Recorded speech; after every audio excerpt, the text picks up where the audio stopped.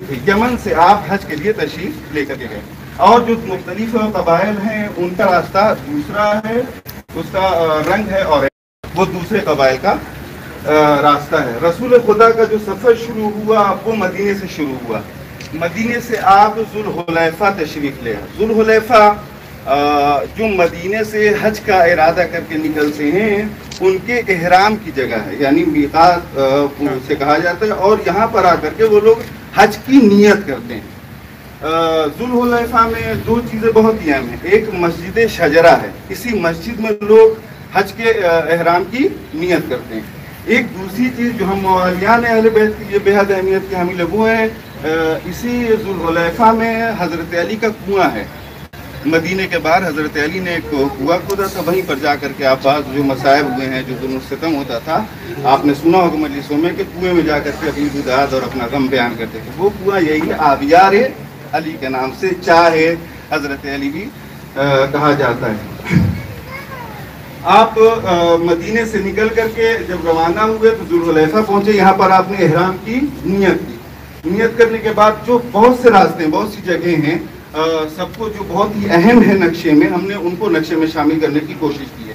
ایک بہت ہی اہم جگہ ہے، اس کا نام ہے ابوا۔ ایک بہت ہی اہم جگہ ہے، اس کا نام ہے ابوا۔ یہ ابوا اس اعتبار سے بے حد اہم ہے کہ رسول خدا جب جا رہے تھے تو یہاں پر آپ نے قیام کیا تھا، تھوڑا سا رکے تھے۔ کیوں؟ اس لیے کہ اس جگہ پر رسول خدا کے والدہ کی قبر اطہر ہے۔ آپ یہاں رکے اور رکنے کے بعد آپ نے زیارت وغیرہ کی، فاتحہ وغیرہ پڑھا۔ اس کے ایک اہم جگہ ہے ہرشا۔ ہرشا بھی واقعہ قدیر میں بے حد اہم ہے، عام طور سے آپ لوگ سنتے نہیں ہیں، لیکن یہی وہ مقام ہے۔ ایک ہرشا ایک پہاڑی کا نام ہے۔ اس پہاڑی کے اوپر جب رسول خدا اعلان ولایت کر کے واپس جا رہے تھے مدینے کی طرف، تو اسی پہاڑی کے پاس بعض منافقین نے رسول اکرم کو قتل کرنے کی سازش کی۔ تو اس اعتبار سے واقعہ قدیر میں یہ بہت ہی اہمیت کا حامل ہے۔ آپ یہاں پر آئے اور آنے کے بعد آپ نے حج انجام دیا۔ حج انجام دے کر کے آپ میدان غدیر کی طرف روانہ ہوئے۔ بہت سی اہم جگہ، مثلاً بعض لوگ سوال کرتے ہیں کہ یہ جو چوراہا ہے وہ کہاں ہے، جو کہا جاتا ہے نا مجلس میں، آپ سنتے رہتے ہیں کہ چوراہے کے پاس روکا، اور یہ اس جگہ کا نام ہے جوفہ۔ جوفہ گویا ایک چوراہے کی حیثیت اسے حاصل تھی، شام، مکہ اور مدینہ کے راستے وہاں سے نکلتے تھے۔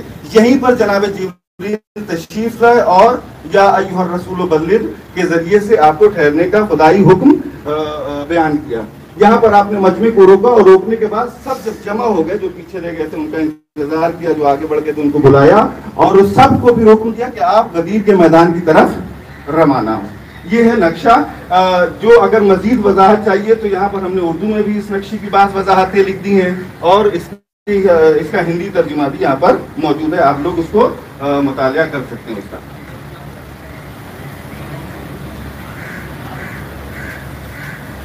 نقشے کے بعد ہم آئیے، ہم دیکھتے ہیں کہ رسول خدا نے اعلان ولایت کیسے کیا۔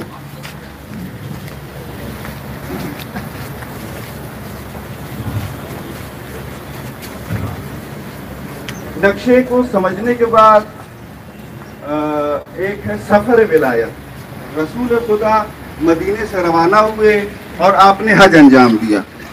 جب مکہ پہنچے تو توقع یہ تھی کہ آپ 10 سال بعد اپنے آبائی وطن آئے ہیں۔ 10 سال بعد آپ نے آبائی وطن آئے ہیں۔ توقع لوگوں کی یہ تھی کہ آپ وہاں پر قیام کریں گے۔ بہرحال ہر شخص کو اپنے آبائی وطن سے محبت ہوتی ہے، تو لوگ یہ سوچ رہے تھے کہ 10 سال بعد اپنے آبائی وطن آئے ہیں، لہٰذا وہاں رک کر کے آپ کچھ دن قیام کریں گے۔ لیکن لوگوں کے توقع کے برخلاف جیسے ہی مناسک حج مکمل ہوا، آپ نے اعلان کیا کہ کوئی بھی یہاں نہیں رکے گا، معذور اور معلول کے علاوہ کسی کو حق نہیں ہے کہ وہ یہاں پر رکے، بلکہ سبھی روانہ ہو مدینے کی طرف۔ لہٰذا سب جو ہے وہ مدینے کی طرف روانہ ہو گیا۔ یہاں پر جب مقام جوفہ میں، جس کی ہم نے وضاحت کی، مقام جوفہ کے پاس ایک جگہ ہے جس کا نام ہے قراغ غمیم۔ وہیں پر جبریل امین آئے مبارکہ لے کر کے نازل ہوئی۔ بسم اللہ الرحمن الرحیم، یا ایھا الرسول بلغ ما انزل الیک من ربک وان لم تفعل فما بلغت رسالتہ۔ اے رسول، آپ اس حکم کو پہنچا دیجئے جو آپ کے پروردگار کی طرف سے नाज़िल हुए। अगर आपने ये पैगाम नहीं पहुंचाया तो गोया आपने कोई भी कार्य रसालत अंजाम नहीं दिया। जैसे ही जिब्रील अमीन ये हुक्म लेकर के नाज़िल हुए, जैसे ही जिब्रील अमीन ये हुक्म लेकर के नाज़िल हुए, रसूल खुदा ने मदीना को ठहरने का हुक्म दिया, कहा कि जो आगे बढ़कर पीछे को रह जाए और जो पीछे रह के उनका इंतजार किया जाए। जब सब मकाम में जुफ़ा में जमा हो गए तो आपने हुक्म दिया कि अब सब मैदान गदीर की तरफ रवाना हो, वहाँ एक अहम पैगाम पहुँचाने का मुझे हुक्म दिया गया है। अब ये पूरा एक वाक़या है। जैसे ही लोग वहाँ से रवाना हुए, जब सब जमा हो गए तो आपने कहा कि अब आप मैदान गदीर की तरफ रवाना। जब लोग मैदान गदीर में आए, मैदान गदीर को मैदान गदीर इसलिए कहा जाता है वो एक वादी थी, उस वादी में एक तालाब था, यहाँ देख रहे हैं, इस तालाब का नाम है गदीर, लिहाजा उस पूरे वादी को गदीर कुंड कहा जाता है। जब यहाँ पर लोग आए, वसी मैदान था, बहुत वसी वाली, जब यहाँ पर लोग आए तो बाद असहाब को, जो मोतबर असहाब थे, उनको मिंबर बनाने का हुक्म दिया। सलमान, अबू जर, हमारे आसिफ वगैरह मौजूदों को हुक्म दिया कि जो 5 बड़े दरख्त हैं उनके नीचे आप झाड़ू गिराइए और एक ऊँटों के कजाओं का मिंबर तैयार कीजिए। तब ये नामवार पत्थरों को जमा किया, ऊँटों के कजाओं को जमा किया और एक बुलंद जगह आमादा की, ताकि वहाँ खड़े होकर के रसूल खुदा खुतबा दे सकें। ये उसी वक्त जैसे मिंबर तैयार हुआ, उसी वक्त ज़ोहर की अज़ान का वक्त हो गया। जब ज़ोहर की अज़ान का वक्त हुआ तो रसूल खुदा ने अज़ान को अज़ान के लिए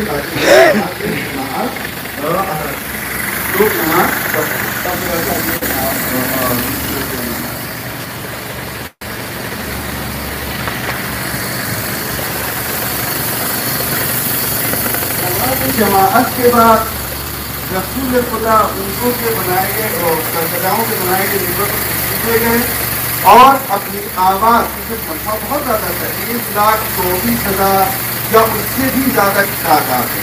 लेकिन असीर जज़री एक अहले सुन्नत के आलिम है, वो अहमद बिन हंबल, उन्होंने अपनी मुस्नद में दिखाई ये दुआ हज़रत ने 4 मरतबा तकरार फरमाई।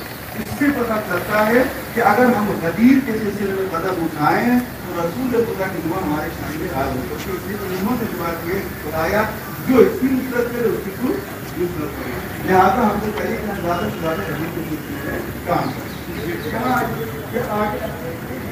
क्या हुआ, जब आप वापस आ रहे थे मदीने की तरफ वापस आ रहे तो एक मौजूदा हुआ, बहुत अहम हो गया। एक हारिस इब्न नोमान कहरी नाम का आदमी आया और आने के बाद खुदा से बदतमीजी की। तो आपने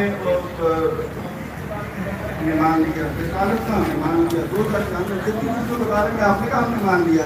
अब ये आपने अपने भाई को हमारे ऊपर मुसल्लत कर दिया। बताइए आपने ये हुक्म अपनी तरफ से दिया है या अपने खुदा की तरफ से? कसम खुदा कि हमने अपनी तरफ से नहीं बल्कि खुदा बंदे आलम का हुक्म था, लिहाजा हमने उसका ऐलान किया। आपने कभी वाक़या नहीं है, आम वाक़या नहीं है, हम एक मरतबा सुने और आगे बढ़ जाए। इस वाक़ये में हमारी और आपके लिए और आने वाली नस्लों के लिए बहुत ही अहम पैगाम हैं। आमतौर से हम उसकी जानी मुतवज्जे नहीं हो पाते। एक सिलसिला है बाकायदा पैगामात का। इन पैगामात को हमने यहाँ पर किस खुलासा उसका लिखने की कोशिश की। एक अहम पैगाम क्या है कि इमामत इलाही मनसब है, बल्लिग मा उनज़िला इलैका मिन रब्बिक। इससे क्या समझ में आ रहा है? अपने रब की तरफ से जो नाज़िल हुआ उसका पैगाम पहुंचा दीजिए। यानी कि इमामत पैगाम पहुंचाए कि ऐलान विलायत करने ये रसूल खुदा अपनी तरफ से नहीं बल्कि खुदा बंदे आलम का हुक्म है कि आप अली को बउनवान इमाम लोगों के दरमियान पहचानवाइए। ये है पहला पैगाम कि इमामत एक इलाही मनसब है, कोई इंसानी मनसब और नहीं है। लिहाजा इंसानों में उसका कोई इख्तियार नहीं है कि इंसान अपनी तरफ से किसको इमाम बना ले। दूसरा है कि रहमत कबीर नबी अमल और इंसानी इंसान, हर नबी जब जाता था इस दुनिया से तो उम्मत की हिदायत और रहबरी के लिए अपने जैसा किसी को मुअय्यन करता था ताकि वो उम्मत की हिदायत कर सके और लोगों को सीधे रास्ते पर चला सके। रसूल खुदा जा रहे थे तो रसूल खुदा भी तो उन्होंने अपने जैसा एक मुअय्यन, वो कौन से हज़रत अली, वो उसवे हसना है। कुरान में कहा गया रसूल खुदा तो वो उसवे हसना है। लिहाजा हज़रत अली को जो पहचानवाया है और ऐलान विलायत किया है। हजरत अली भी रसूल खुदा की तरह उसवे हसना है, लिहाजा हम रहबर मानते हैं हजरत अली को। हमें चाहिए कि हम रहबर गदीर को अपने लिए आइडियल करार देकर के उनकी सीरत के ऊपर अमल करें ताकि हमारी ज़िंदगी संवर सके। इसी तरीके से बहुत से पैगाम हैं। वाक़ई गदीर में सकलैन से वाबस्तगी एक अहम पैगाम है कि रसूल खुदा ने बार बार इस सफ़र में कहा है कि तुम लोग हमें जो गिराकर छोड़े जाओ उनसे वाबस्ता रहो। कुरान है, अहले बैत है। हम लोग हकीकत ये कि सिर्फ दावा करते हैं कि इन लोगों से बहुत जुदा हैं, लिहाजा हमें चाहिए कि इस पैगाम के ऊपर अमल करते हुए सकलैन से वाबस्ता रहें। एक अहम पैगाम है इताअत में है। सबसे पहले रसूल खुदा ने सिर्फ पहले लोगों से बाकायदा वादा इकरार दिया कि आप हम जो कह रहे हैं आप उसको दोहराइए। उसके बाद से जब इकरार मिल गया ज़बानी इकरार तो अमली बैत थी, 2 खैमे नस्ब करवाए। खैमे नस्ब करवाने के बाद आपने एक तो खुद बैठे एक हजरत अली को बैठाया कि पहले आओ मुझे मुबारकबाद दो, फिर अली के खैमे में जाओ और उनको मुबारकबाद दो। ये अमली जो इक़दाम कर रहे हैं, पहले ज़बानी लिसानी उसके बाद से अमली, इससे समझ में आता है कि हजरत अली की विलायत का जो ऐलान किया गया था ये सिर्फ ज़बानी नहीं होना चाहिए, उसमें जो अताअत होनी चाहिए बल्कि अमली इताअत भी होनी चाहिए कि हम हजरत अली की सिर्फ ज़बानी इताअत ना करें, ये कहें कि हम हजरत अली के चाहने वाले हैं, बल्कि अमल से दिखाएं कि हाँ हम हजरत अली के चाहने वाले हैं। इसी तरीके से गदीर का एक अहम पैगाम है इस्लाम की बका व हिफाजत सबसे अहम है। एक अहम बेहद अहम पैगाम गदीर क्या है? तबलीग गदीर। हम लोगों को चाहिए कि गदीर की ज़्यादा से ज़्यादा तबलीग करें। क्यों? इसलिए कि रसूल खुदा ने खुतबा गदीर में इरशाद फरमाया अला फलयुबल्लिग शाहिदुल गायब वल वालिदुल वलद इला यौमिल क़ियामह। खबरदार जो यहाँ मौजूद हैं वो उन लोगों तक इस पैगाम को पहुँचा दें जो यहाँ मौजूद नहीं है, और दूसरा हम लोगों के लिए और क़यामत तक हर बाप अपने फर्जंद तक ये पैगाम मुंतकिल करता है। लिहाजा हमारे और आपके ऊपर ज़रूरी है कि हम गदीर की ज़्यादा से ज़्यादा तबलीग करें।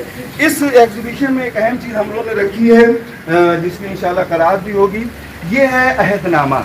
हमने एक अहदनामा था बैअत के लिए रसूल खुदा ने ख़ास एहतमाम किया था। 2 खैमे नस्ब करवाए, एक में खुद बैठे एक में हज़रत अली को बैठाया। यहाँ एक सवाल आमतौर से होता है कि इस सफ़र विलायत में ख़वातीन भी बहुत ज़्यादा थी, बहुत ज़्यादा थी। खुद अज़वाज रसूल कहा गया, बाकायदा तारीख में सिद्दीक़ा तारा हज़रत फ़ातिमा ज़हरा भी सफ़र में मौजूद थी।